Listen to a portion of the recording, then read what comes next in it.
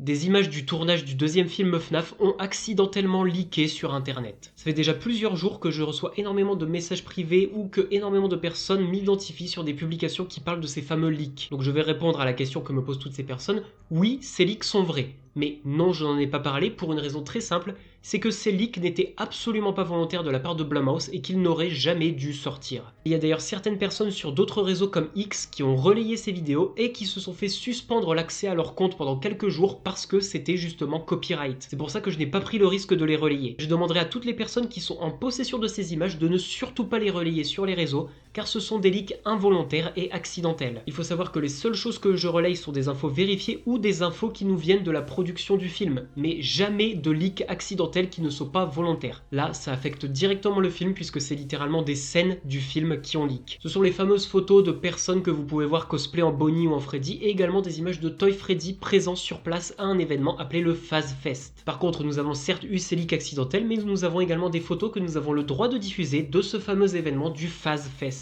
Déjà, nous avons toutes ces affiches publicitaires qui étaient placardées un petit peu partout dans la ville dans laquelle le film FNAF était tourné, qui annonçait ce fameux événement du FazFest, une fête pour célébrer la franchise Freddy Fazbear, l'ouverture de la nouvelle pizzeria et les nouveaux animatroniques, à savoir les fameux Toy Animatronics, avec sur les affiches des images des silhouettes de Toy Freddy, Toy Chica, Toy Bonnie et Toy Foxy, donc une version réparée de Mangle. Car oui, si vous n'avez pas vu mes précédentes vidéos news sur le film FNAF, nous avons appris que Mangle aurait deux versions dans ce film. La version que nous connaissons tous et une version réparée sous le nom de Toy Foxy. En plus de ces photos des affiches, je vous diffuse actuellement toutes les photos que nous avons eues de cette fameuse FazFest. On peut voir plein de stands avec des produits dérivés qui touchent à la franchise de FNAF comme des masques, des t-shirts, etc. Le FazFest est donc le fameux événement type convention qui nous avait été teasé il y a quelques mois lorsque Blumhouse recrutait des personnes pour jouer des jeunes qui se seraient cosplay durant une convention. On avait théorisé sur ce que ça pouvait être, mais finalement, nous savons, ce sera du coup ce fameux FazFest. Voilà ce qui conclut cette vidéo sur les leaks et sur les images que nous avons eues du FazFest. Encore une fois, je le répète, surtout si jamais ça se reproduit dans les mois à venir, si jamais il y a des leaks,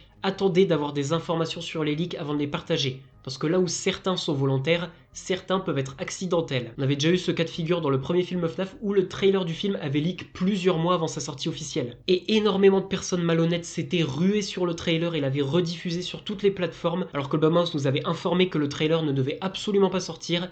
Même Scott avait fait une publication sur Reddit pour dire qu'il était dégoûté de voir le nombre de personnes qui avaient relayé le trailer alors que c'était un leak accidentel. Bref, faites très attention à ce que vous voyez sur internet parce qu'au-delà du fait que ces leaks nuisent au marketing du film, c'est également un énorme spoil pour les personnes qui ne veulent pas se faire spoil le film. Voilà, je me sentais un petit peu obligé de parler de ces leaks étant donné que énormément de personnes m'en ont parlé et m'ont d'ailleurs demandé pourquoi je ne les relayais pas. En tout cas, si vous voulez vous tenir au courant de toutes les news pour le deuxième film FNAF, n'hésitez pas à vous abonner à mon compte, je suis le seul malheureusement à faire ça en vérifiant mes sources.